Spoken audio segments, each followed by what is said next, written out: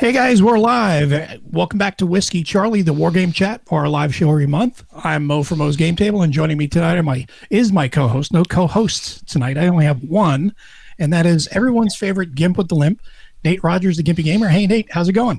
Going great. It's good to see everyone again. Been a little while since we've done this.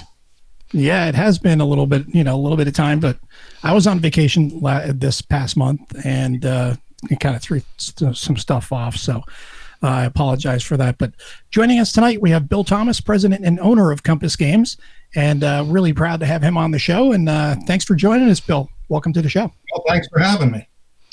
So how you been? How's things going in Connecticut right now? They're going. They're going, huh? How's the weather?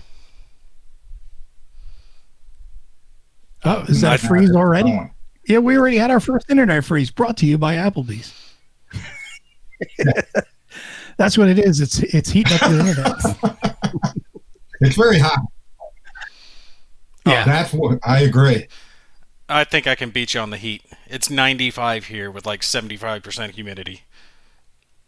Humidity, you'll beat us. I think you'll beat everybody on. Although it's been very hot and real humid up in the Northeast as well. Yeah, no, we've got to be around 70% humidity up here too, and we hit low 90s. Yeah, so we're close. We're right now. It's cool. I was just looking it up. It's cool right now in Texas. It's only 80 degrees at 7:00 at night. So, well, I'll tell you, it's that humidity that kills you. When I was over in Iraq, it could get up to 130, and it didn't really feel that bad because it was all dry heat, Dry heat, exactly. Seriously, like back home here in North Carolina, it is just horrible. You don't even want to move. It feels like you're walking through this just stew of heat. Oh, it takes it out of you. Yeah, no, that definitely does take it out of you. That's for sure. But so the first thing I wanted to ask Bill is when it comes to Compass Games, you talk on your town hall show, and if you guys are not already subscribed to Compass Games YouTube channel, I strongly recommend you do it. Every other week, Bill and John sit down and do a really fantastic show at the town hall where Bill gives a whole lowdown on Compass, really goes into good detail on different projects, the history of Compass, what he's doing. We talk Applebee's, things like that. So there's a lot of, you'll get the Applebee's joke if you watch the show. But tell us a little bit more about, for the people who haven't seen the show yet, tell us a little about yourself and how you got into Compass and the myriad of other things that you happen to be running, because Compass is not your only business. Correct. Compass came about by, I went to a club that I didn't even know was like 20 minutes from my house since the 1980s, and I never was there, never went. So I decided to go, and I hear these two guys talking about, hey, we want to start a game company. And this was back in 2005, 2004 maybe. So this was a game club? This was a game club, not a not that type of club, right? Oh, no, not that game club. Sorry, Bill, just messing with you, buddy. No, I'm with you. But I wish it was that kind of club, but it wasn't. Okay. So what happened was they were talking, and I overheard them, and I said, hey, I'm interested, let's do it. And that's how it all started. And it was one partner left probably a year into it, and then the other partner left probably 2.5 years ago. Okay, when we did, and he's still working for me. Okay, but we decided he didn't want to be partners, and whatever. It was a mutual thing. And but so Compass Games have been around, but it was always a hobby. It was always fun to do.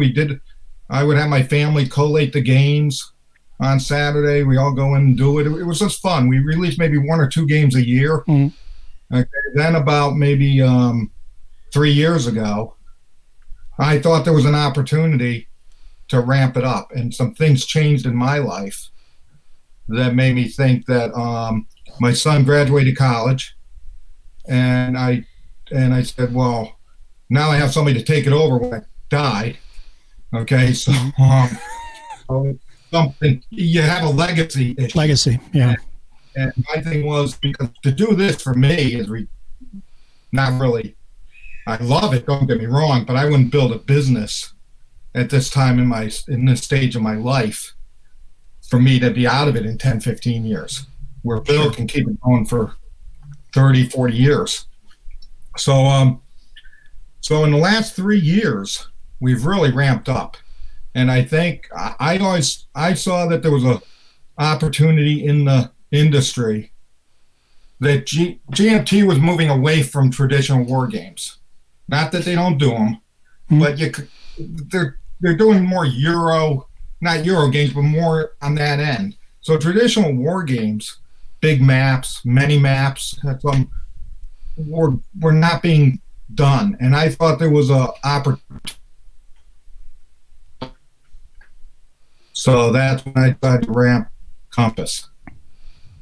Okay. I'm back. Well, and yeah, I know. you're doing the same thing as well. Traders of the Air just came out, and Colonialism, all these games like this, you're diversifying as well for Compass by getting into some of those Euro style games. So that way you're not just doing war games, you're kind of broadening your horizons, so to speak. Yeah, we have backed off on that. Okay, we have backed off on those. I wouldn't. Stellar Horizons might be considered a Euro type war game. Okay, but other than that, we've really we're going to do a few more in the pipelines, but you won't see anything like Cargo Express, Traders, or Colonialism from us anymore. I've actually got that on order. Stellar Horizons. I haven't got it in yet, but I have ordered it. So I'm hoping yeah, I'm hoping to cover it and get really in depth. I love the space theme. That is we released that probably 2 months ago, and we're as good as out right now. The print run is gone. Have you sold guys, out? not trying to pry, but have you guys distributed to the retailers that are selling it? Yes. Okay, because that's actually, I had gotten a gift certificate for an online retailer, and I was like, okay, I'll use this and order Stellar Horizons from them. And I think it's still listed as pre-order, but I'm not entirely sure. I'd have to check again, but I'm still waiting on it from them. Yeah, we shipped to all our distributors probably a week and a half ago. Ah, perfect. Then it should be in my hands here soon. Yep, but yeah, I think we probably got maybe 30 copies left in the warehouse. So what you're saying is that if you see it, for those watching the show, if you see it on your favorite online local game store or in your friendly local game store, make sure to pick up a copy because it's almost out in the warehouse. So when the distributor's out, they're out. Yes. So make sure you get a copy. Yep. That looks like a really cool game too. And I think it would definitely still fit within Compass's mold because even though it's not technically a war game, it's not even, and it's not sci-fi. It's really hard sci-fi. It is because there's fictional elements to it, but it's hard science fiction. So it does fit right into that same realm that war gamers will enjoy, that simulation model. Yes. And we've already got an expansion being worked on for it. And we've got a pirate game and a Weimar Republic game that's in the works that I consider those like war game Euro style games. Okay, so those are really the end of our traditional Euro, even though they spread over. But you won't ever see us do a Cargo Express or another Traders of the Air. Sure. Those were true Euro games, and the problem is we don't have the time or the effort to really break into that market. Okay, when we're trying to work on Compass, so we decided to let that go. But you don't know until you try. Yeah, and now that doesn't say if some good game doesn't come along, sure, I'm not going to do it. But it's not we are really focused on the historical war game, Euro war game type games. Well, see, there's some games that I think don't really fit in the war game mold, but are more suited to being published by a publisher like Compass or GMT, just because of the types of components and the maps that you guys use. Something like Stellar Horizons, I couldn't see Fantasy Flight Games publishing that. It's just not in their wheelhouse. That does seem like something more that would fit with a publisher of your niche. You kind of get what I mean? Yeah, no, I agree. And if it was Cool Mini or not, it would definitely be on Kickstarter, and it would be $150 and it would have 300 different miniatures on it. And it would probably do well, but because the miniatures alone would be the big draw. But Yes. when it comes to Kickstarter, are you going to continue pursuing Kickstarter though as well for publishing your games, or are you going to be dialing that back? No, Kickstarter, and I say this all the time, a funding source for us. It's a revenue source, and there's a big difference. Okay, Kickstarter is not a thing where I need the funding to do the game. The game's coming out. Okay, and if you look, some of our Kickstarters, it's like 2-3 months. So it's not like I make a decision. What it is a revenue source, because I might get people who might not be traditional war gamers, who might go and give me a better price than I would get on distributor prices. So that it's only a revenue source. It's not a funding source for us. So now we do Just have a way to put. I just wanted to jump in here real quick with a comment from Vex before we go any further, Nate. Vex says, "Good evening, all. I feel like my Applebee's analogy the other week that started the Applebee's madness is my greatest contribution to society." So he's a fellow viewer of the Town Halls shows, and that's why I said if you're not a viewer of the Town Hall show on the Compass YouTube channel, you need to make sure you do, because there's a lot of little in jokes like this. So just wanted to throw that in there. Go ahead, Nate. I blanked out. Wait, what were you talking about before you jumped in? We were talking about Kickstarter as a funding source, not a funding, but a revenue source. All right, so when you were talking about that aspect of it, are you saying that if you put out a game through Kickstarter, basically nothing's changing on your end, right? You're still producing it with the same people and making it and distributing it with the same people you would if you didn't go to Kickstarter, or you use different people if you go through Kickstarter? I kind of didn't understand what you were referring to there. No, what I do is Kickstarter is like a pre-order system. Yeah. Okay, that's what it is to me. So I'm still distributing to the same people. Okay, but I'm hoping to get more pre-orders or people backing the Kickstarter. Okay, because remember, when I sell to distributors, they take 55% off retail. So they're taking a big chunk of the profit or whatever. So when I sell a pre-order, it's only 25% or 30% off retail. So that's where Kickstarter offers me another opportunity to pick up pre-orders. And that's why it's a revenue driver for me. Because instead of giving a 55% discount, pre-orders are only 30% or 25%. And see, I actually did a video talking about that aspect of it not too long back, a few weeks back. And the fact is it's not supposed to be that, but it's kind of what it's organically grown into with Kickstarter. And they say it all over at Kickstarter. It isn't a pre-order system. You're not guaranteed anything. And people understand that for the most part, because there are board games that fail. But it works so well for people like you as a pre-order system, because it's that guaranteed money. You know how many people want your product. You know how many to produce. You can produce X amount extra for retailers if you want to. It works so well for you. I think they should be courting the hell out of you guys. Kickstarter should be contacting all of these board game companies, because, I mean, it just fits so well up your alley and what you're trying to produce. Yes, it does. Gimpy's gal. She said hello. Gimpy's gal jumped in. So we did have a question here about the Weimar Republic game. Patrick Pictures asks, Weimar Republic game, what's that about, or what's it all about, and when does it start historically? So could you talk a little bit more about the Weimar Republic game, Bill?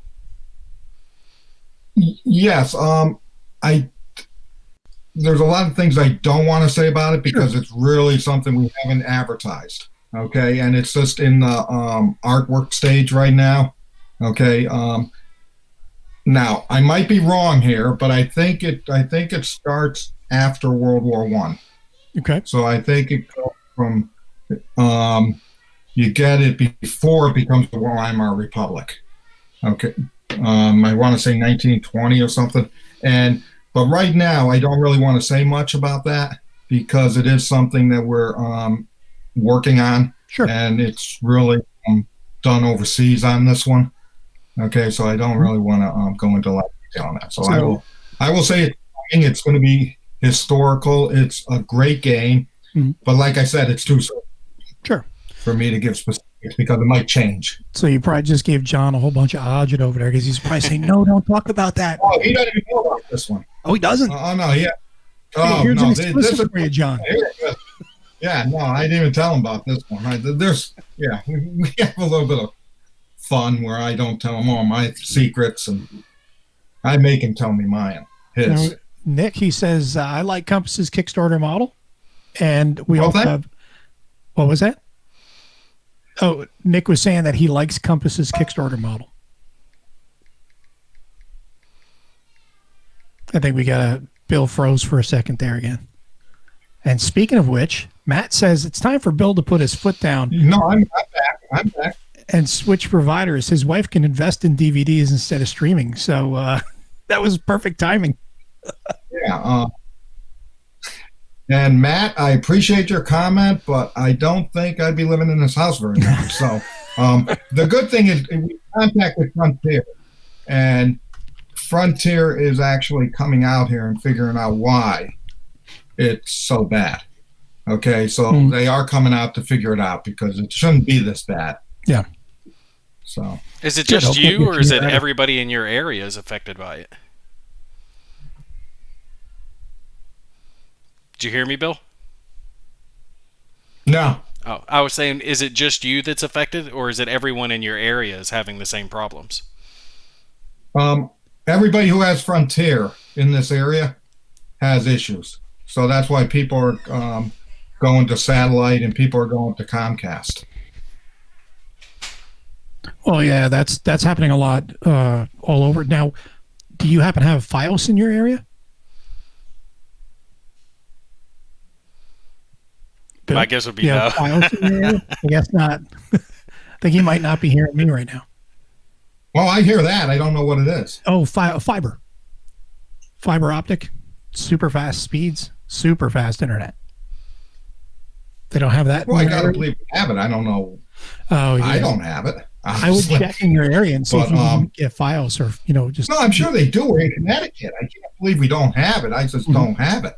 Yeah, that's tough. But one thing I do want to talk about real quick is Brief Border Wars, because I just did a review on that the other day, and I've got the game sitting up on my shelf over here. I'm reaching too far off screen, which is a great game, and you still have copies in the warehouse, correct? Yes.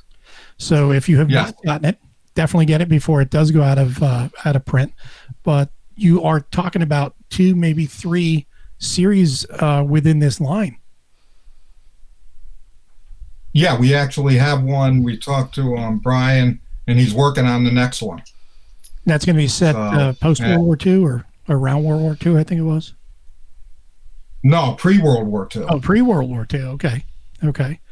And how's that doing for you? World War II. Yeah. How's that doing for you so far? Oh, he's working. No, I mean Good. One, the volume 1 in the series.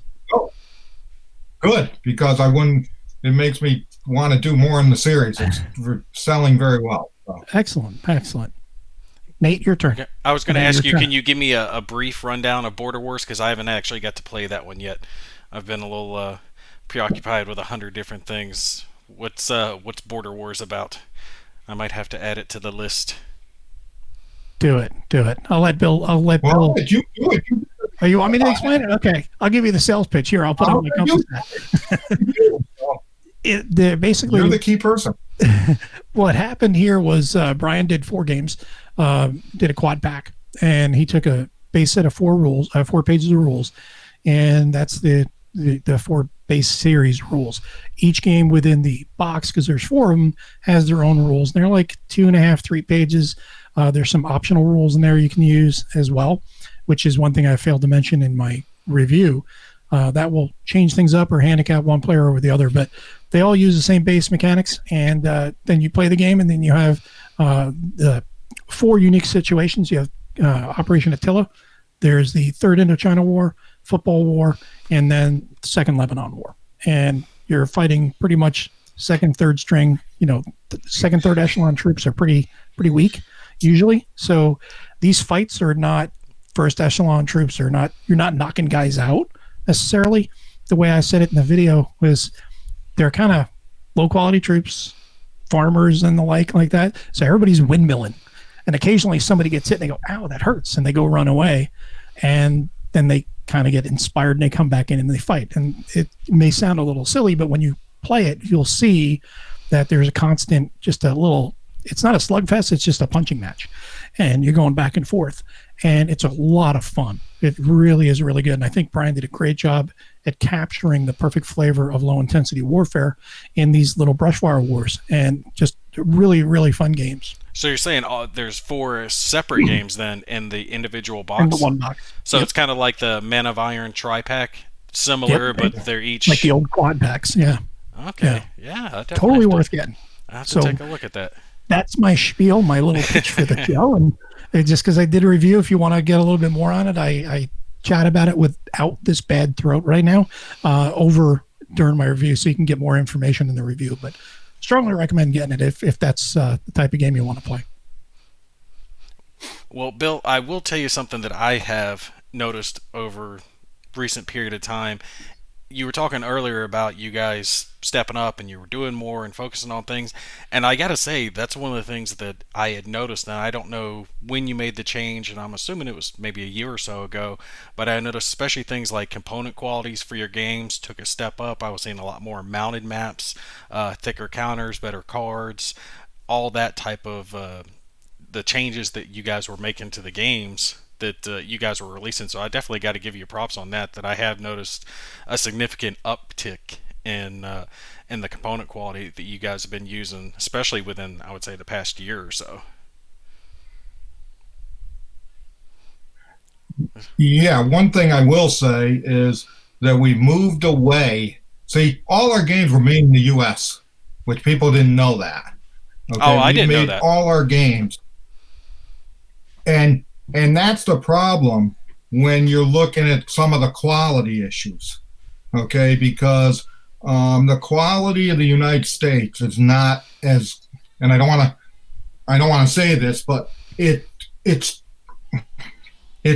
very expensive to make it in the USA, okay? And so it's so much cheaper to make it in China. So what we did was for one map games, we decided that we had to go to China for those one mounted map games.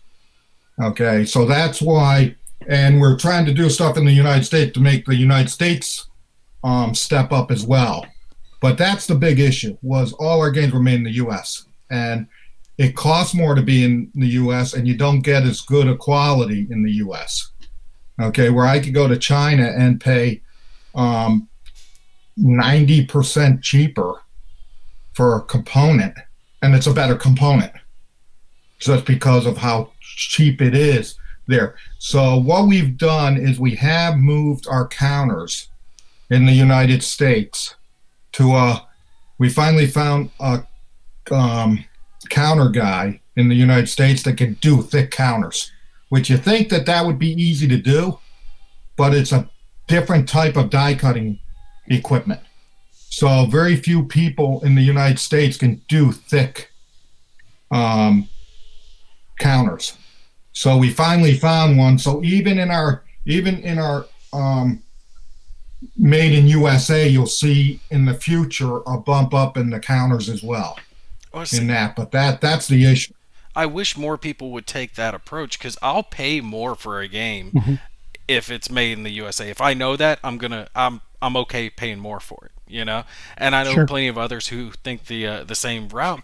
And if more publishers would do that, we could build up that industry here in the U.S. We need to have more people willing to take that step and have it brought back home instead of having to have everything shipped overseas. Because, I mean, right now, you're right. Everyone does go over there because it is cheaper, and they've got the industry built up because everyone sends their stuff over there. But if we all collectively stop doing that, start doing it here, we could bring down the cost and bring up the quality. Well, I don't know if we'll necessarily bring down the cost, but we can definitely bring up the quality. Well, think it's bulk Yeah, production. I think. Go ahead, Bill. Well, but I think the biggest hurdle we had, and we've heard it all the time. Oh, Compass, how can you charge? And I'll say it, a $69 game, okay, that doesn't have a mounted map, okay, and it's got a paper map, and the counters are, they're big counters, so you don't get the big counters help with the thickness problem, okay, because they don't feel as thin. But that's what you get, and then they say, oh look, we can buy this game with a mounted map, die cut counters for $69. So you're overcharging us. Okay, we've heard this so many times. I just heard it with Folder Gap, which is a $149 game. It's got 6 paper maps and counter sheets and $139. Now you pay.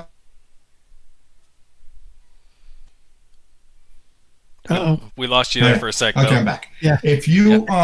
If you look, you're paying $149 for Stellar Horizons, and you can't compare the quality. Stellar Horizons quality is phenomenal because it was made in China. So, like I said, you got to put that all over the cover or in the rulebook, something somewhere I can see it big, made in the USA. Because for the longest time, I didn't know, and I cover this shit.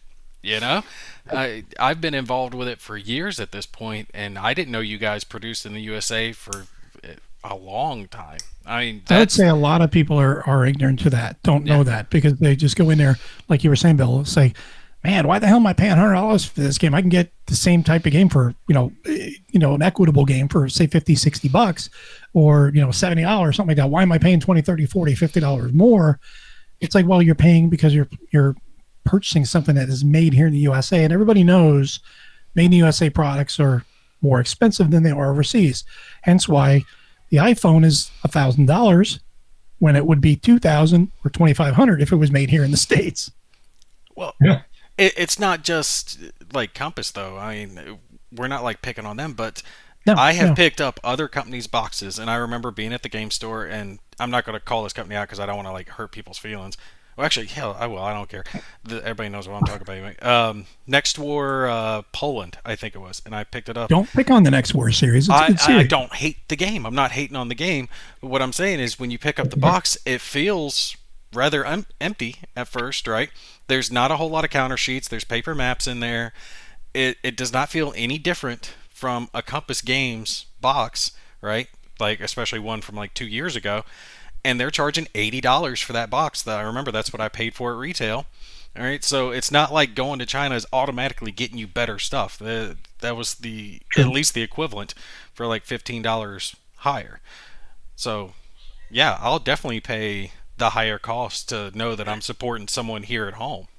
Well, the one thing I want to add in before Bill answers that is you're talking about the $80 cost for like Next War. Any of the Next War games. You're talking $150 for the Stellar Horizons.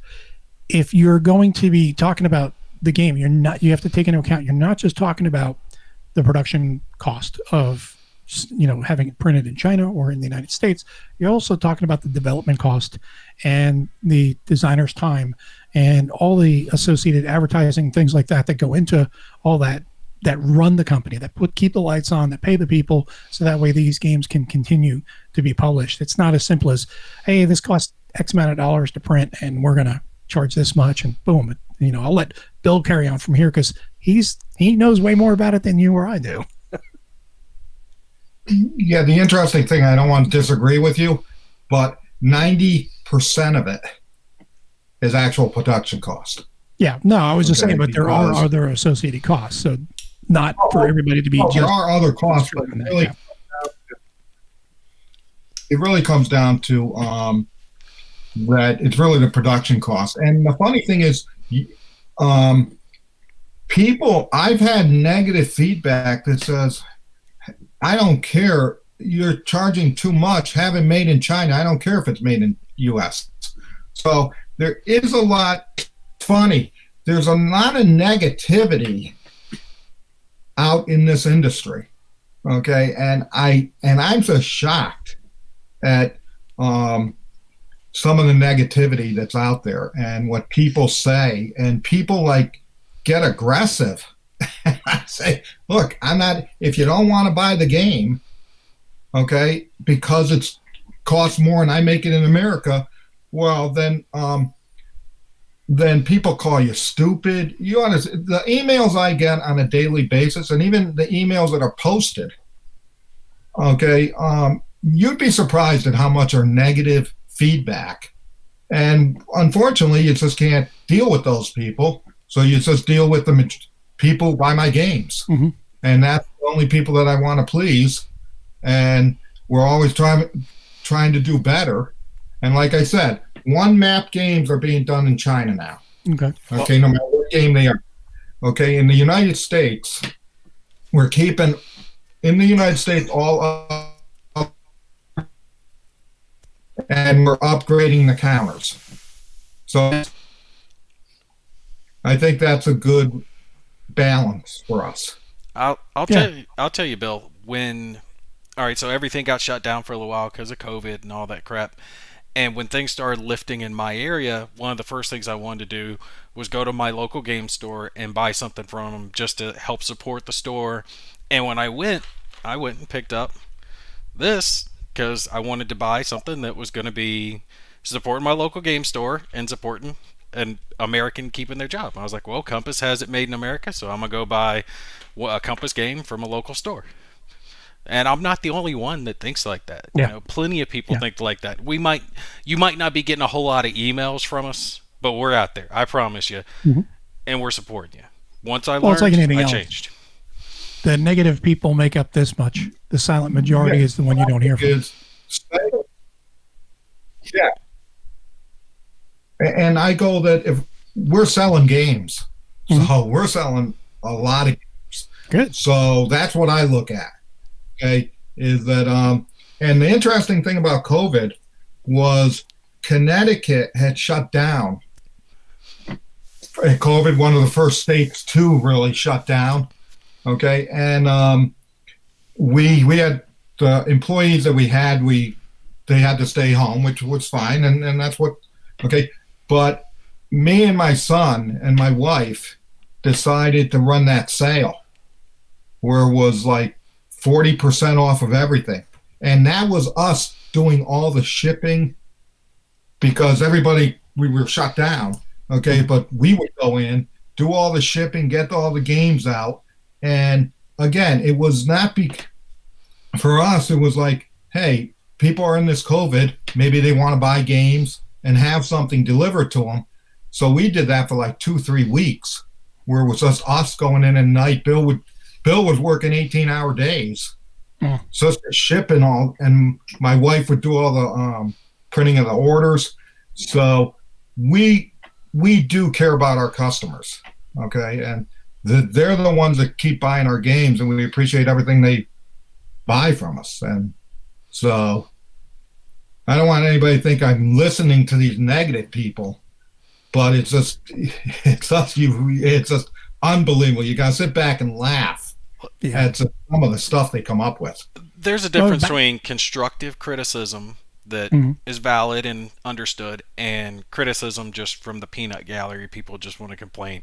Plenty of people complain about the videos I make, and I'm like, have you tried to film a game? It's harder than you think. You can't just do it perfectly. You're going to make a mistake here or there, and people, they'll complain or send me messages. It's no different than that. It's my response to them too when they start running. It's like running the mouth about content creation of any sort. It's like, hey, great, thanks. Let me check out your channel and see how much you got out there. No, you didn't do anything. Shut up. So back to games though, just the positive things about games. Pete makes a comment, says he's enjoying America Bomber.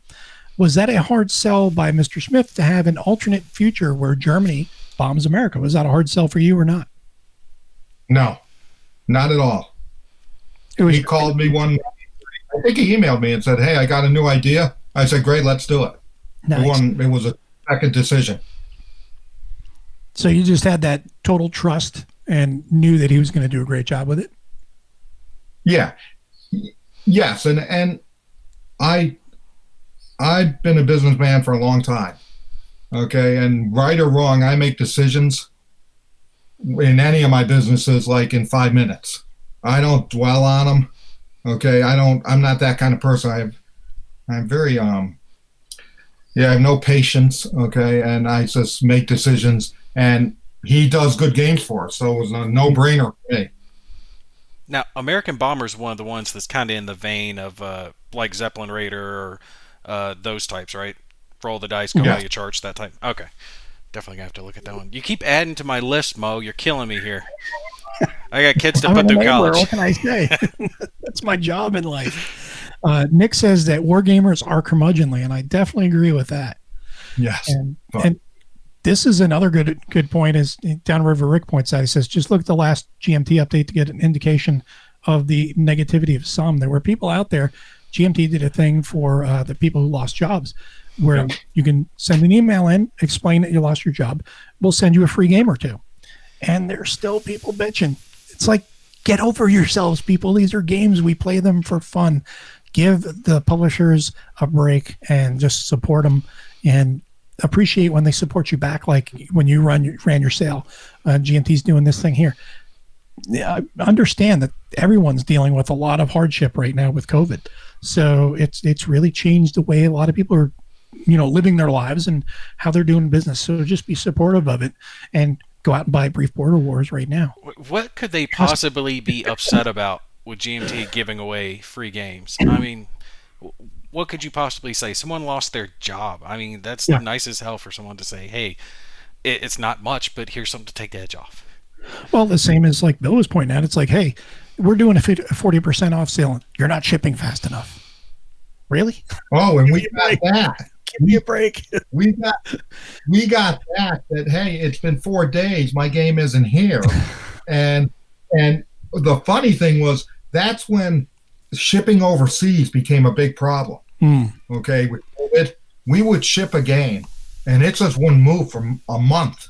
It would go to either New York and just sit there, or LA and just sit there for a month, and you get the tracking. I'd give the people a tracking, and they said, well, it's your fault. And I actually send another game to them, and then they end up and say, oh, well, now I got 2. What do you want me to do with them? I go, just keep it.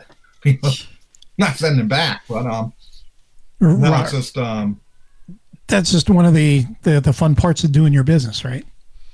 Not so fun parts, I guess. Yes. Yeah. Robert says here, it's all fun. Oh yeah. Robert says it perfectly here. He says, support the hobby. Roger that, exactly. So we can all do our part by supporting the hobby in different ways, not just buying games, but giving these guys a break, especially now with what's going on. And when you get a game, and it might be a couple days or a week late or whatever, hey, it's going to be a couple days or a week late. It's beyond the company's control when they put it in the mailing system, whatever it is, UPS, postal service, whatever. So understand that there are things going on there too. And at the same time, when you get a game and it comes in fast, you have or even if it comes in a little slow, you have a good time with it, email them and say, thanks, I had a really good time with this game. So be supportive. Nate? Actually, I was just looking at something because a look in your eyes. A straight thought popped up in my head.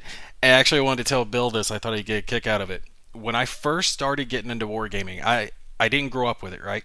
I was already out of the military, and at this point I was already wounded, so I had a lot of free time on my hands, and I was trying to find a way to fill it. And I heard about these war games that were, big maps with hexes and counters, and you could simulate all of World War II and all the cool stuff. And I'm like, wow, this sounds really cool. I've never heard about this. So I started doing research and learning about the games. And one of the first ones I heard about was A Word at War by GMT. And the guy was talking about how it took him months to learn it, and it's such a big game. And I'm like, well, I don't know if I want to go that hard. So actually, the first ever war game that I purchased was Absolute Victory by Compass Games. So props to you on that one. I had no clue what the hell I was getting into, and I wouldn't make that decision again. Not that Absolute Victory is bad, but I Oh, was nowhere prepared for the massive game that came in. Went in the deep end. If you actually look at my channel, the first videos I ever did were on Absolute Victory, because when I tried to look up videos to learn how to play it, there weren't any. And I was like, okay, well, I'll make some videos and I'll try to help people learn how to play the game. And one thing led to another, and I just kept up with the channel. But all my first videos, you hear me saying, I'm not a YouTuber, I'm not a war gamer, I'm just trying to help a little bit. And I think the designer of the game actually messaged me and was like, well, I appreciate you trying. You know, you did good for a first time. It was probably better than saying, man, that was horrible. No lighting, no microphone. I had like a tablet I was holding up over the game. It's nothing compared to the stuff I put out now, but it just popped up in my head, and I was like, oh, I think Bill will get a kick out of this. The first game I did was Absolute Victory. Really good game, Wow, by the way. but a tough game for your first, I'll tell you. I don't know. God. Tough game for your 100th. That's a tough game. Dude, it was like losing your virginity to a porn star. I had no idea what the hell I was doing. I was just along for the ride. Actually, I have thought about it that I'm going to have to get that game again and cover it now that I actually know what the hell I'm doing, because there's some real neat aspects to it, especially that event system that's in the game. Do you remember what I'm talking about? Mhm. I think we lost Bill again for a second. Yeah, yep. No, I was really intrigued by it then, but I But need I'm to sit back. down with it now when I actually understand war games and what the hell I'm actually trying to do. I really need to watch his videos and see how bad I was. No, really good Word game, of though. warning. Word of warning. Don't go back and look at your first videos. You'll be like, oh my God, was I that bad? Oh, it was so bad. I was marking on the counters. I was so bad about it. Because the counters in Absolute Victory, they're white on the backside, right? Mhm. And I was like, oh, well, I'll just take and mark on them and use colored markers. That way I can tell the difference between them. Not a horribly bad idea, but nothing I would do now. I would never deface a game now, you know? Yeah. Everybody liked your comment. Well, it was between that or a World at War, and I think I actually got a better price on Absolute Victory, and I like the event system that was described in the game. But damn, that was one complex combat system, nowhere near the normal combat results table that people are used to now. There's this whole reserve system where you had your troops lined up, and God, I can't even remember it, but I remember it was very complex. So trying to understand that then just blew my little mind all to pieces. Now, what are your thoughts there? Well, now I think Bill is going to be interested now in checking out your video and saying, wow, I want to see how this guy did his first time out with this game. Yes, I want to see how. It's not good. Don't hold it as account for what I turn out now. Excuse me for just 1 sec. She needs something. Sure. No, that was funny, but and I just had put up on the screen that John is joining us here. He's getting to be a guest or just a viewer, not a guest or a host tonight. So he gets to sit back and enjoy the show. Brought to you by Applebee's, John, and so we're having some fun with that. Now, as far as other things you had mentioned in the town hall, and maybe the people in the show haven't seen that. Like I said, go check out the Compass Town Hall. Go subscribe and follow that every other week. But a quick little, going back to a little bit more about you, you don't just have Compass, you have other business pursuits as well, right? Yeah, I'm actually an accountant by trade, which I don't know how that happened, because I like money, obviously. I don't like, I'm not a detailed person, which is not a good thing for an accountant to be. Wow. Not That's be so not oh my accountant. God, I'm awful when it comes to numbers and detail unless I want it to be. Okay, so I had ownership in numerous nursing facilities. I not majority, but all different types of ownership percentages, about 20 homes. I worked in that industry for 25 years. Okay, as CFO, director of finance, director of operations, and right now, so I got rid of all those. I sold those, my ownership in those. Right now, I have ownership in a long-term care pharmacy. Mm-hmm. I have an ownership in a commercial janitorial business, and I have ownership in one nursing home still. So it keeps me busy. I would say. By far, Compass has been, to be doing this is incredible. It's by far the best business I've ever had, because it's like a dream to be playing these when I was a kid, and now I'm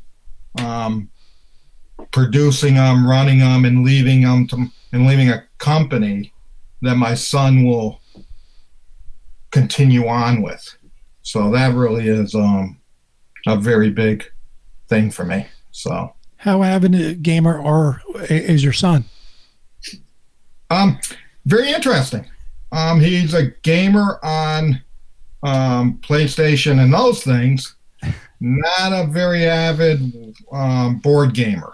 So he's more into like Call of Duty than Absolute Victory. Yes, yeah, we're getting there. Good. So, but again, it's all business and how you run the business.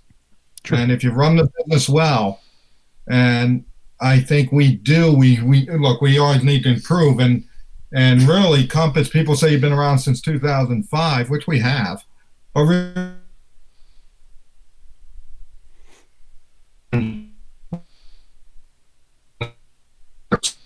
Brought to you by Applebee's.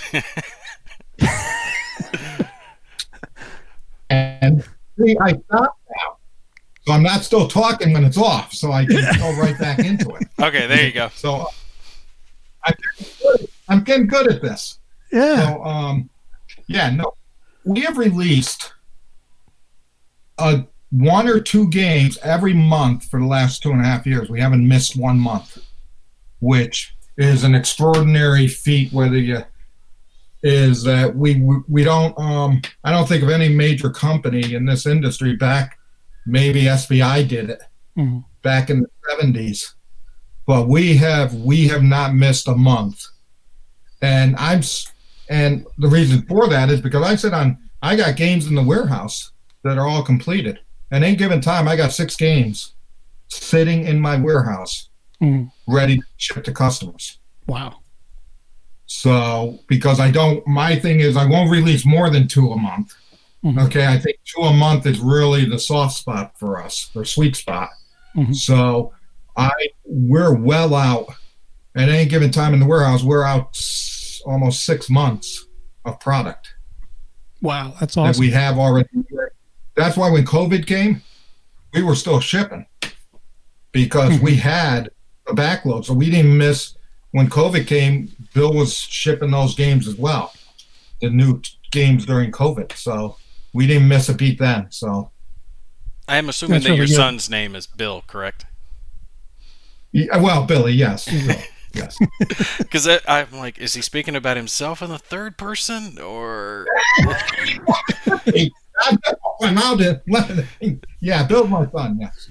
Let me tell you that Bill makes some really good decisions. It's like, that's you, Bill. I know. Well, hey. Beard like you. Show him your beard. Come on. I'm trying to get him to cut, but he won't do it. This is the playoff beard that John was talking about. He's got that hockey playoff beard going. Yeah. I approve. Thank you. I appreciate it. He doesn't, but it is what it is. Yeah. The COVID beard. They don't have any control. I try to move from the father to the they works for me. He has to do what I say because he's an employee, but that doesn't work either. So as your father, I don't like it, but as your boss, it's got to go. Beards are in right now. The ladies dig the beards. Go for the beard. Okay, I'll take your word for it.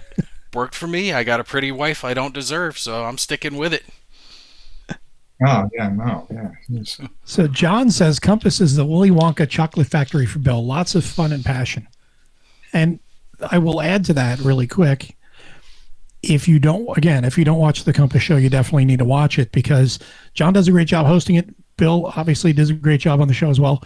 But you have to watch what I call the Kid at Christmas segment, when Bill starts talking about games and he starts modeling them. He's showing them off. And then he goes, oh, wait, there's another one. And John's like, okay, that's enough. And he's like, oh, but wait, I got another one. And John's like, all right, Bill, we got to cut you off. It's just a lot of fun watching you. Your enthusiasm is awesome. Yeah, no, it's a lot of fun. Well, that's the kind of enthusiasm we need to keep it going for the next generations. I mean, that's why I'm trying to get my little boy into it. He's only 5 now, but he loves just sitting with me at the table and rolling the dice and looking at the little tank pictures on the counters and stuff like that. I mean, when he gets older, I'm going to try to teach him. I'm sure I'm going to have to try to fight the Xbox and the PlayStation and all that usual stuff. He loves his little tablet, but I want him to have more interest besides just the electronics. Get him into stuff that his dad grew up in. I mean, my dad tried to do it when I was growing up, but I didn't get into his hobbies. Maybe I'll have better luck than my dad did.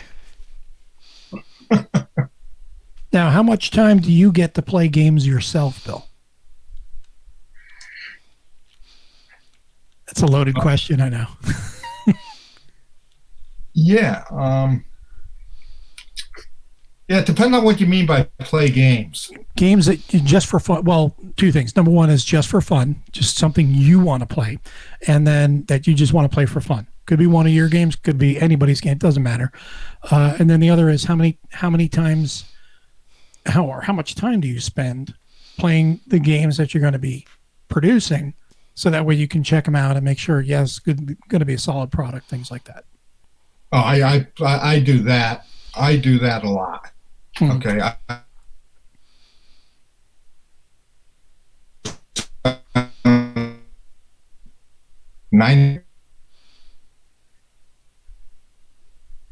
You pause. Yeah, I don't think I've played another game other than a company game in years. Really? Because I'm too busy doing other things. So. How does it stay for you? Is it able to stay fresh, being able to play those games like that? Yes, because there's just a variety. We publish games that are all over the place. Mm-hmm. Okay. And it's just so much fun because they're games that haven't been that I've never seen. I haven't seen a lot on the topic. So yeah, no, it keeps me. I think I can't remember the last game I played from another company. I just don't have time. Well, Nate, did you want to read Joe's question there? I was going to say real quick, it's kind of like what we go through, Mo. I mean, how many times do you actually play a game that you want to play versus a game that you have to or need to play for whatever publisher, That's no different. Part of the, it's part of the territory you're in, and that's why I was wondering how much time he gets a chance to play the games he just wants to play for fun. He's married, like us, not much. You know how it is. All right, Joe Sheridan wants to know what's the organization at Compass. How do you assign and develop games? Okay, the games are. We have project managers, okay, that are assigned a game, okay, and there's probably 3 or 4 project managers that we have at any given time, okay, and what happens is they can be the developer on the game, or they cannot be the developer. Okay, so we have what happens is the Compass team has become the developer on a few of our games. Okay, and when I say Compass team, that's really the project manager is really involved in the development.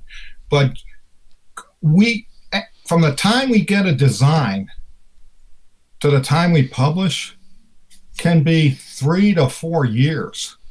Okay, now some can be quicker because if they've already got systems and stuff like that, it could happen in a year and a half. Okay, but it all depends. That's the hardest thing about being a publisher is the designer, the developer, other than the group of people that work directly at Compass, all have their own lives. So we have designers who, if they have a medical problem or something, they drop off and that's what they need to do or family issues. We could be cruising along with development and play testing and it's almost done. And then we find out that something happens in his life and he can't get back to it for 3-4 months. So that's why there are games that have lagged because it's just, or games that have lagged just because of personal issues. So, we use a lot of outside developers, but again, our inside developers are really our project managers. So when we can't get an outside developer, or when things aren't moving with that outside developer, and some people want to be a developer, and then 6 months into the project, well, I don't think it was for me. So we have to start over. There's a lot of variables that I don't think people really understand, and that's very frustrating, because you think a game is ready, and I've had games where I've actually produced the sample copy, and I'm playing it again, and I have to send it back. Okay, that's how. So it is very, because again, you're relying on a lot of different people, but we do have people on the payroll or non-volunteers that do stuff. But again, it's every day people's lives get affected with X Compass and developer and play testing. And we do a lot of play testing from Vassal and developing, and proofreading. That's really one of the interesting things, because people are funny, because we get stuff online. Well, nobody proofread these rules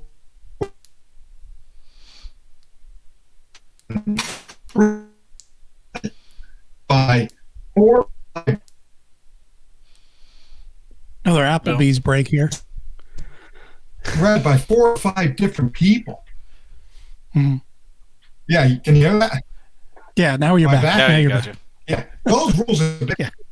Yeah. And people don't. And the problem is that rules can always be improved. I don't care if any game I've ever bought, and I've got 1,000 games in my collection over the years. Okay, and unfortunately, rules are kind of subjective, and the problem is, that's what we're trying to do a better job on, is where we've gotten some other proofreaders involved, okay, in trying to actually proofread to make the rules better. So that's probably the one thing that we're improving on, okay, and I think every company does that, because I think that's probably feel that every company out there, including the rules. Well, I don't think anyone can fault you guys. Well, I mean, if they understood how much actually really goes into the amount of proofreading that needs to be done, it's amazing to get it out, a rule book out, especially as big as some of these rule books can be, without at least a handful of errors in them. I mean, it's to be expected, but it's hard, grueling work that a lot of people don't take into consideration. And I understand that you guys probably get a lot of flack from people if there's any little minute error with something. Okay. Folder gap. I'll give you an example. Folder gap was 8 counter sheets, or 9. It had over 2,000 counters, and they weren't generic counters. They were counters that had 4 or 5 different things on the front of the counter. Okay, information. So to proofread, and this is no excuse, because when the first errata comes, Bill can tell you I go off the wall, because nothing aggravates me more than we spend all that time and there's 4 or 5 or 6 counters. You can still play the game, but there's 4 or 5, 6 counters that have the wrong values on them, or something like that, and hear the negativity, and it just amazes me, because what amazes me is people, like you said, don't understand all the work that does go into proofreading 2,000 counters with tons of numbers, and that's no excuse. Look, I'm not making an excuse, because it bugs me, and every time that happens, I try to go back and look at what we could have done to improve that situation. And so, but my point, I guess, is you're absolutely right. There's so much that goes into these games, and especially huge, big games and complex games. okay, that people's, and I think 95% of the people enjoy it. People, 95% of them understand it. the thing I've seen with it is there's kind of like a give and take, right? When it comes to the quality, the amount of editing that's gone into it before it actually gets to your hands. Because I've seen some companies that it takes them years and years and years and years to finally release a product, but it's almost perfect, and you're almost asking yourself, well, would I have tolerated an error or two if I could have got it a year earlier? And then some companies that have tried to rush things and they have had more errors if they've tried to meet a deadline for whatever reason. And I would personally, that's just me speaking personally, I would almost rather for a company shoot for the middle ground. I'm human, you're human, I understand there's going to be a mistake here or there. I'm not going to fault you for the little stuff. You know, a minor typo is not a big deal. That most wargame companies are mom and pop type operations. You know, Compass Games, DVG, Lock and Load, all you guys have small staffs. You're human. You can't catch every single possible thing, especially in the size that goes into these games.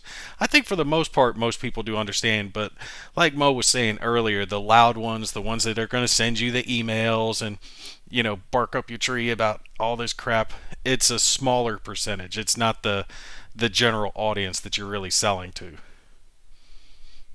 Oh, I agree. And I think, like I said, sales has continued to, it's amazing. Our sales this year have been extraordinary. So we got one from another one from At Pete. this point in time. Yeah. Oh, there you go. Now you came back. I didn't know if you completely lost here or you were done because you were buffering there. So Pete says, I'm wondering Bill's thoughts or preferences on wargame covers, photos or art. What sells better? And he makes the comment that he likes the art mostly.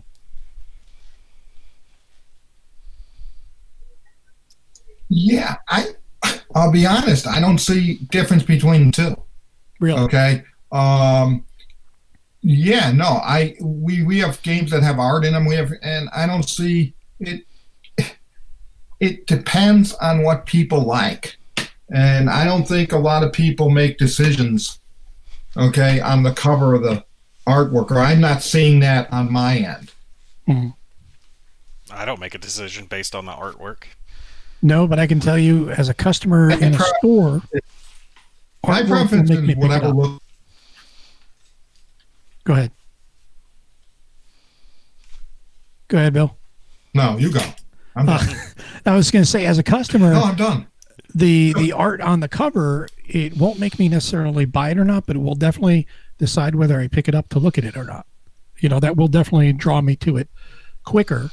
The title and the art are the first impressions you make with somebody, whether it's the title on the spine or the art cover on the front, depending on how the game is on the shelf in the store. That is going to compel me to pick the game up and check it out further. And that's the initial step to selling a game to somebody is you either grab them with a really cool title or a title that they're going to latch onto or the art. And it won't necessarily make me buy it or not, but it will be my first connection to it. Okay. And what I would say about that is that I would agree with that 20 years ago or 30 years ago. Mm-hmm. Okay. Problem is 85% of the games are sold online or are not sold through brick and mortar stores. Mm-hmm. So you don't have a lot of people, okay, going to brick and mortar stores to buy and I'm not saying people know about the game before they go in, number one. Sure. Or they know that they're looking for it. So it's not a big selling point like it was 20, 30 years ago when online wasn't, that you couldn't buy online. I think things have changed where people aren't making a decision like on the box cover. They might, but that's a very low percentage of people who buy war games. That's true. Most people buy them through online or direct or that route. So John is offering a proposition to you. He says, so it's in your warehouse. Can I pay you double to ship him Napoleon's Imperium 1798 to 1815? So he's looking to make some deals. Well, I like the double aspect because I like, but no, I can't do that. So That's a no. The accountant in him loves that idea. And then everybody's Yes, but the businessman, which is way more, it's funny. The businessman really has taken over the last 20 years. And so the accountant says, yes, give me the money. But the business guy says, no, you're not taking the money. You need to not give it to him. there you go. So he can't have. So I got two game questions for you. What's your favorite Compass game, and what's your favorite non-Compass game? Okay, I think my favorite Compass game, and again, there's a lot of thought, is Lamps. Okay. I think that because I'm a World War One strategic guy, okay, and I think Lamp for me is I just like Lamps. Not saying, and I like all the other World War One because I play them. So it's unfair to ask me that. So because I like, to be honest, I like all my games, but I would say I have just a little bit.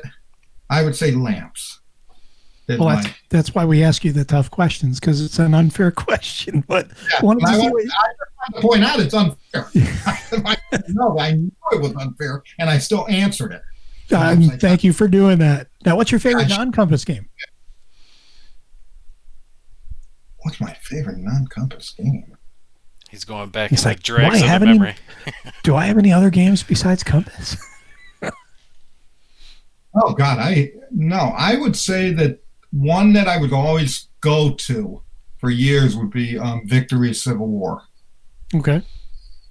Who's that? SPI? And no, Victory Games. Victory Games. Oh, Victory Games. So I would say that one, and yeah, because I used to go back to that many times and set it up. And yeah, sad they're not around anymore. I did like Victory Games. And we have I like their Korean War game. Jeffrey's saying, how do we sign up to proofread? We have a volunteer in the audience already wants to get involved. Send me an email at sales@compassgames.com.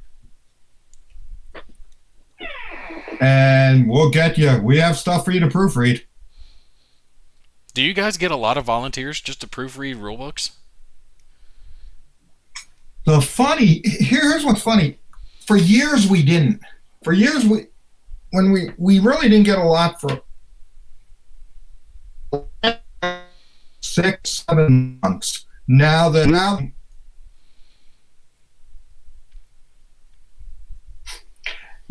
we've been more out there in doing these interviews and stuff, we have gotten a lot of people who want to proofread, who want to play test. So our volunteer base has really has really gone up in the last 2, 3, 4 months. So that's good for us, because we're going to use every opportunity we can to have people proofread and check counters. And we had a thing on Fall of Trebrook, which has like a ton of counters, 5 counter sheets. And John posted online, he was looking for people to just review the counters, okay, to the man. And we got over 50, 60 people respond that they wanted to do it. So that only betters the product. So we're all in if people want to help us, or want to get involved. We just, John's just hooked up with a guy who's working with us on a monthly basis to get stuff done. So yeah, no, we've been doing good on that end lately. Well, I mean, no matter how good you guys are individually, you can't compete with the internet hive mind. I mean, it can always beat you. I've actually used it before when I was playing a really hard game, Fields of Fire 2, when I covered that for GMT. I've always found that game very difficult.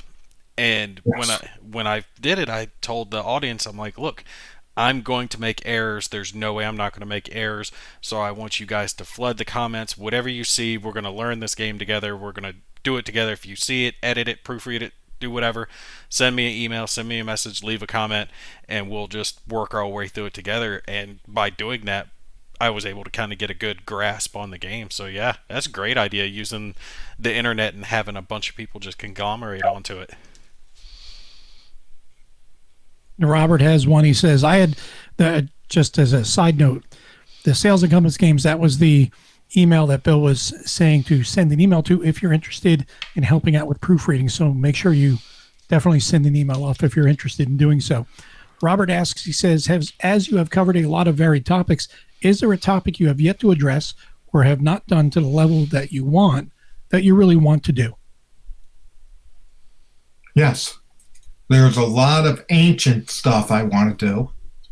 Okay, strategic ancient campaigns and stuff. Mm-hmm. I want to do I think I'd like to do a good Civil War game, strategic. So probably the Boer War, which is weird, but I want a good strategic Boer War and maybe a Mexican War one. So those are the ones that. But again, it's in this industry, it's really what the designers want to do. Mm-hmm. Other than Adam Starkweather, all the other designers have designs that they've worked on for years when they come to us. And so they really are invested in these designs. So it's really not what I want to publish. It's what comes to us. You know what I'm saying? Because a designer, I don't tell designers what to do. They come to me and say, hey, I've been working on this game for 2-3 years. I play tested on Vassal. Will you publish it? I look at it. I go through what I consider my checklist. And then I get back to them and say, yeah, we'll publish it. But I won't turn a game down because of a topic. As you can see, a lot of these topics, major companies won't produce games on some of these topics. But I won't turn a game down because of topic. Have you guys caught flack over that? Because recently we know the drama that happened with GMT, where they ended up canceling a game because they got a lot of heat from certain segments of the population saying it was insensitive. Do you get emails from people like that concerning some of your games? Yes, we have. And I think you're saying the correct word. It's a game. Mm-hmm. And what I always say to people is, well, wait a second. Okay, 90% of you guys have played a World War II game. Okay? And one person's taken Germany, which went to Applebee's. Well, okay. Oh, we're back. Yeah, we got you. You're back. Yeah. He says, and you said the Germans, or the Nazis, and then you held up, and I said, went to Applebee's. Yes, and they had a good time there. There you go. No Applebee's. I don't think there's Applebee's overseas. Right? I don't think so. I'm not sure. We'll have to double check. With the amount of plugs they're getting here, they should be contacting us and letting us know. There weren't anywhere I went. Shin Godzilla says, has Compass considered picking up Panzer Group Guderian? L2 tried to do it, but their effort was not looking good. I'm going to say no, we haven't. Okay. I mean, so is that one you're not aware of that maybe you're going to check out now, or? No, that's one that I was aware of. Oh, okay. And it's actually funny because I was actually talking to Art Lupinacci Saturday or Sunday about Russian Besieged. Mm-hmm. So, yeah, so I'm aware of it, but there's a lot of legalities in that one. Mm. So we'll just leave it at that for now. Well, that sucks. But it's interesting because we actually talked. Yes, that sucks. Like doing Streets of Stalingrad or something like that. Oh God, no! I'll never do that one. I like that one. E4 Airman says Compass Games has improved every year. So yes, there is one of the positive comments that people are making. That we hear a lot of those positive comments, just not enough. Well, I always like to hear positive stuff. Sure. But at the end of the day, the positives come in my and this is going to sound accounting, in my financial statements. So That's so true. that's accounting of me saying. I was gonna say that's very accountant of you. I wear many hats. I can change it in a dime. Nate, you're up. John Longshore says, I give 2 thumbs up to any and all varied topics that aren't Barbarossa. Oh my god, I agree with you there. East Front is flooded. The Boer War sounds awesome. I really like the odd topics that are sideshows to major wars, World War One through German East Africa. Yeah, he's right. The Barbarossa is just flooded. Now, I mean, to be fair, one of my favorite games is the Barbarossa area, but that was a fluke. It doesn't count. That and East Front's awesome. no, Pacific is best. The problem though is, and I'll ask. I mean, here we have a publisher with us. East Front games are giant sellers. They're very popular. Well, not saying giant sellers, but they're very popular. It's kind of like, Bulge, Gettysburg. They're gonna definitely have an audience. When it comes to the Pacific, though, they seem to. How do you see Pacific games selling in comparison to like an East Front game, Bill? Okay, here's what I'll say. East Front games aren't what they are made up to be. They're not great sellers, all of them. Really? Okay. And I think people have been moving away from those because years ago you did an East Front game, it was going to sell. Okay, that's not always the case now. I have many other topics that I do. I'll tell you what sells for us is World War One. It's amazing. We have 4, maybe 5 different strategic World War One games, and they have all sold unbelievable. So, but you're right, Pacific, you're going to go into it knowing that you're not going to sell as well. Okay, so you know up front that that's not going to sell as well, and that's true. Pacific games don't sell as well. But I'll be honest with you, I've seen. Go on. I was going to say Pacific has the Marines. I mean, what's not to sell? Oh, trust me, I'm right there with you, brother. But the thing is Marines are not. East Front, your playing spaces this big, whereas Pacific, your playing spaces that big, and it's much more difficult to model that and make it really compelling and enjoyable than it is when you have a lot of area to move and there's a lot more maneuver and combat in that type of arena for a game. Yeah, it doesn't have Marines. You know me, bud. I got to get my Marine stuff. But I'll tell you,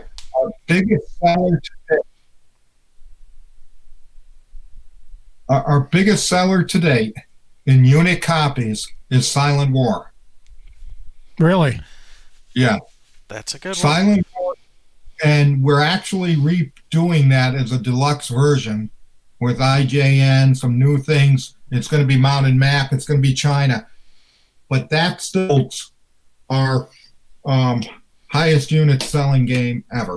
Okay. Wow. So when are you guys redoing that? Because I'm going to have to get the upgraded copy to replace my old one. And you said it's going to have the expansion in it as well? So like one-stop shopping there? Yeah. It's going to have the expansion, and it's going to have some new stuff too, but it's basically going to be a deluxe version, and that is it's going to go to China, so that's a 6-month production delay because it's going to China and the travel and everything else. So probably be sometime next year it's going to be out. Nice. That one's going to be heavy though. It's going to have a lot of counters. I mean, not as much as like Steel Wolves, Oh, yeah. But it's going to have a lot of counters. Yeah. And Shin Godzilla asks, what about a redo of the old classic Caesar's Legions? It was a great game in its time. 3W's Barbarians overloaded it, but the Avalon Hill original was cool. Yeah. One thing is I don't know who owns Caesar's Legion. I think it might be Hasbro, which people aren't, Hasbro doesn't sell anything because it doesn't behoove them to sell it because they don't get enough money, so they just keep it. And 3W Barbarians was yeah, I had that game. But no, I don't. Avalon Hill games, okay, other than the ones that went back to the designers, like Fortress Europa and stuff like that, if they were produced within the Avalon Hill employee system, Hasbro has them, not giving them up. True, true. And John asks, which World War I strategic game is your best? I'm going to say Fatal Alliances. He already said which one was the best. Lamps. Oh, Yes, I like Lamp. That he liked, but I think he may be asking which one sells which best. one is the best seller? I got you. Yeah. Probably still Lamps. Oh, no. Oh, God, Lamps was. Lamps sold out Mm-hmm. 6 months. And we're actually doing a deluxe version that will be out beginning of the year. Okay, but Lamps was come and gone. Lamps was a great seller. So that's going to be out in January, the deluxe version of that one, because I've got a little list I'm keeping off to the side here. It just keeps getting bigger. Real wife's going to kill me.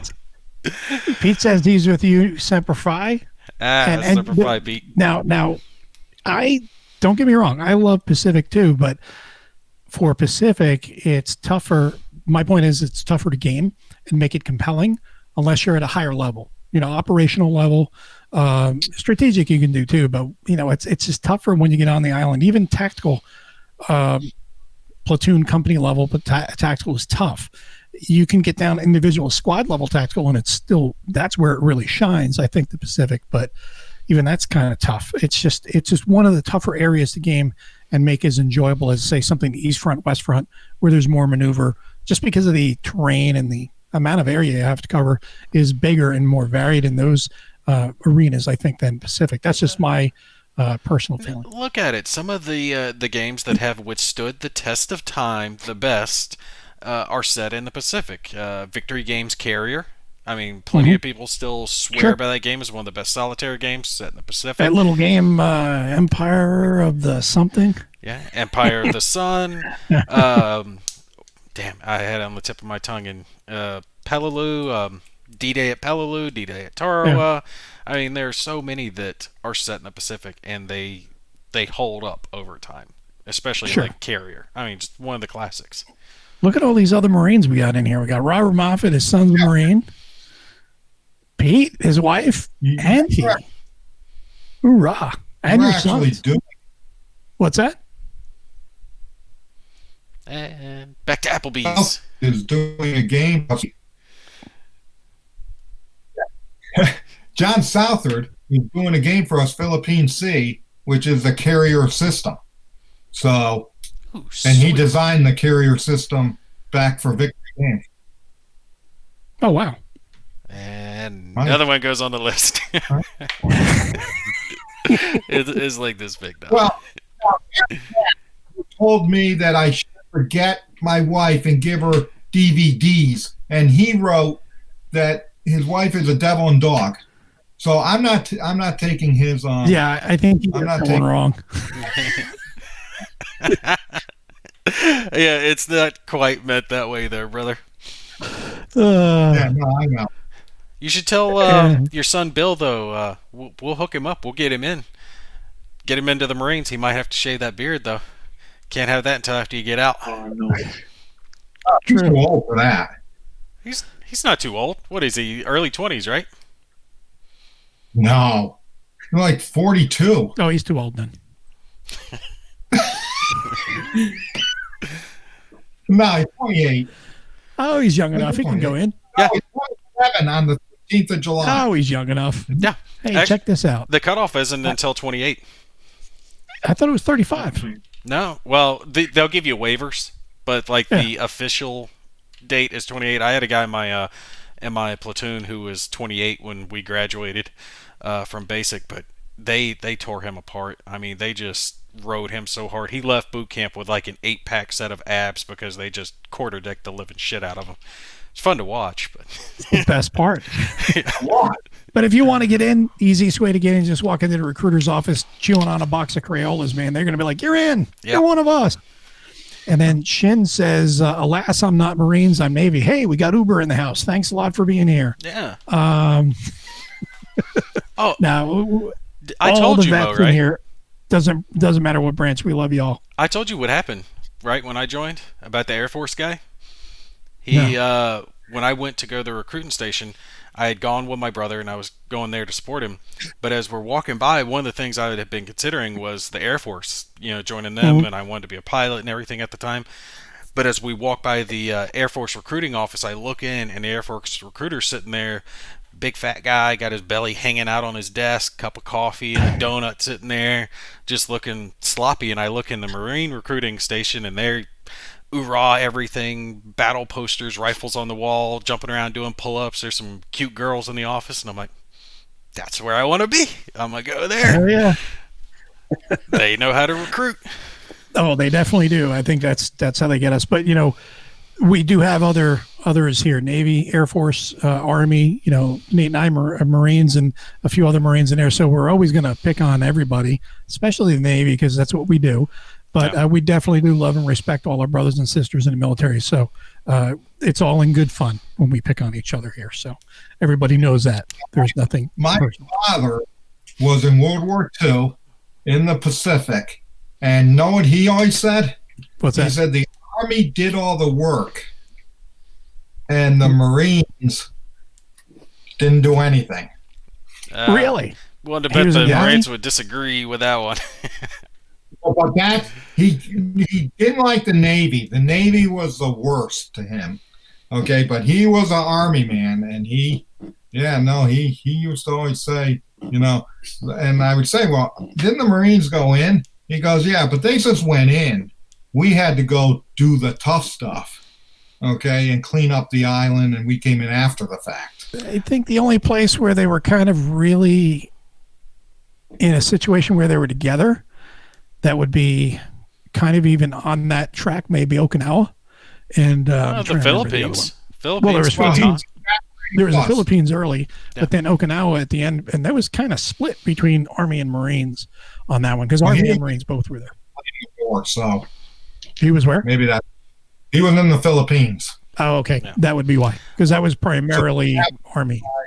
The Army didn't get a whole lot of credit for the Pacific. There are more soldiers there than people realize, but when they think of Pacific, everyone thinks of Marines and the Navy.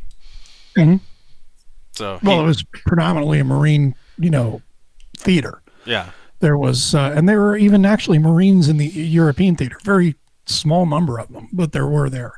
It's just one of those things that's funny that you find out through history. Actually, I got a funny one for you. When I was in Iraq, we went through an Army base, and it was right outside of Baghdad.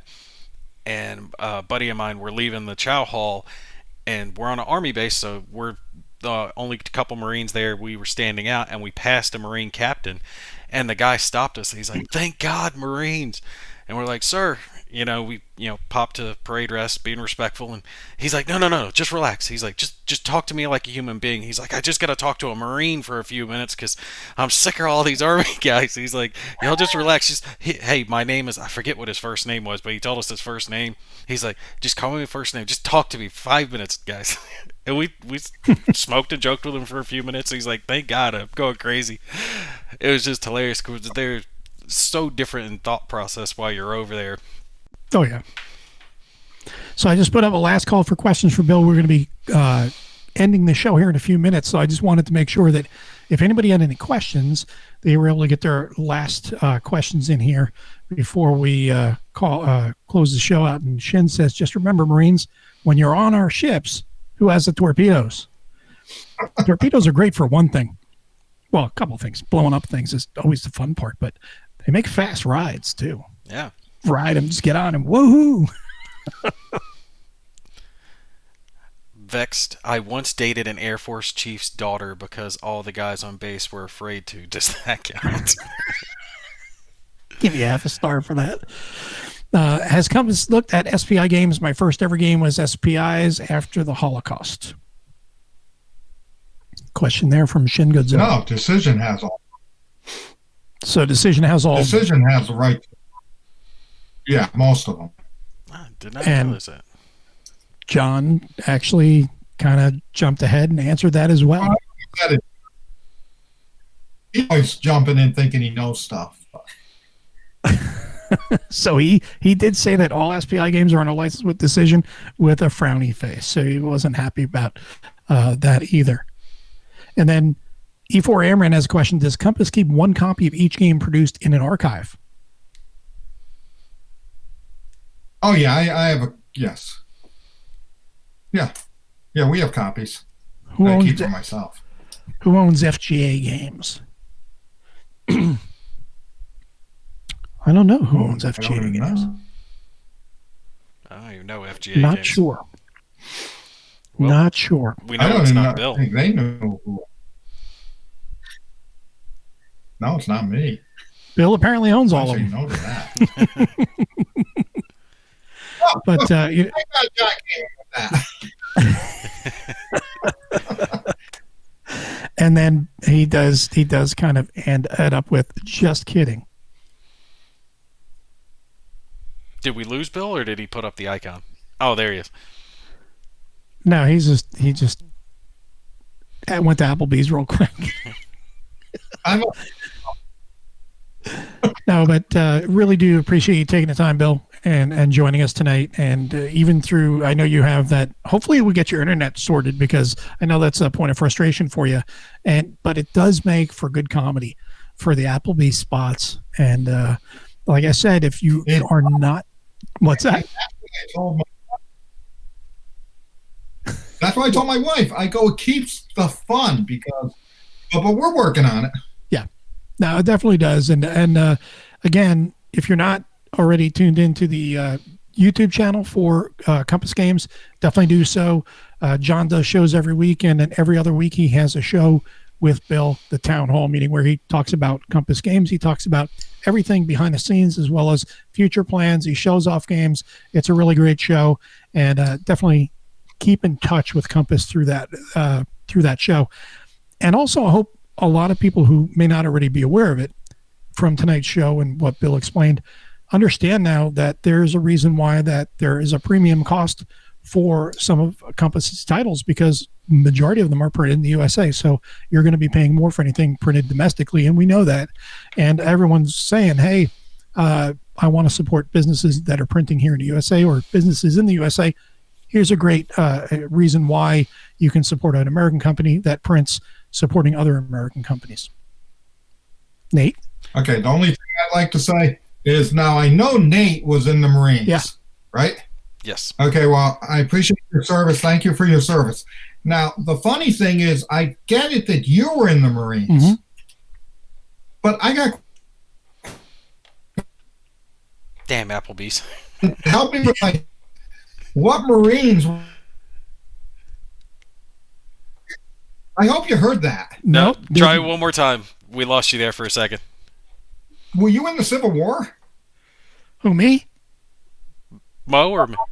I know you've been in the Marines, okay? But I didn't think they had Marines in the Civil War. Marines have been around since 1775. Yeah. We were founded in a bar, Tongue Tavern. Were you in the Civil War? No, actually, I was in the Revolution, but I look good for my age. Well, I was going to say, you don't have the white hair yet. Well, I appreciate your service, too. Thank you. It was an honor to serve, and I'll do it again in a heartbeat if necessary, even though older and a little slower, not as lean, but definitely still a Marine, and definitely still going to be mean. But that's the part of the fun part. But again, Nate, did you have a last thing here for Bill? I was just going to say that I like seeing all these publishers doing the video series that they're starting to do now. Compass is doing it. Lock and Load does it. I think DVG's put out a few where they're making more of an effort to reach out and directly talk to people, let them know what's coming out, what they need to be looking forward to. And especially in this day and age where we've got the internet access, that's just great, just putting the information out there. It's so much easier to find this stuff out. I mean, nobody was doing this 4 years ago when I first started getting into wargaming, so there's just a plethora of information. I appreciate you guys taking the time to do that. So I got to get off with a couple of jokes now that Well, thank you. that Bill started this whole thing. I coined the phrase "Don't tread on me." Apparently, yes, there were Marines in the Civil War. I can attest. I was there. And then I do get apparently I get reincarnated as a Marine every few generations. So apparently I've been in a few wars since I was there at the founding in Dun Tavern too. Ale was warm, but it was good. The whiskey was awesome. Look, Mo, I love you, but no chesty are you, buddy. No, definitely not chesty. That's for damn sure. But again, Bill, thanks a lot. Appreciate it. And again, if you're not already tuned into the Compass Show, make sure you do. And Bill, any last words from you? Nope. Just I'm glad you invited me on. We had a good time, and I just everybody stay safe and enjoy. Absolutely. And like I said, just did the brief Border Wars review, so go check it out on the channel. Very good game. Strongly recommended, especially if you're into low intensity conflicts. You'll definitely dig it. It's a Brian Train game. That's all that needs to be said on that. So we will see you guys next show, which I'll be posting up here in another week or two, probably some information on that. But thanks for tuning in, guys, and we'll see you on the next show. Good night. Good night.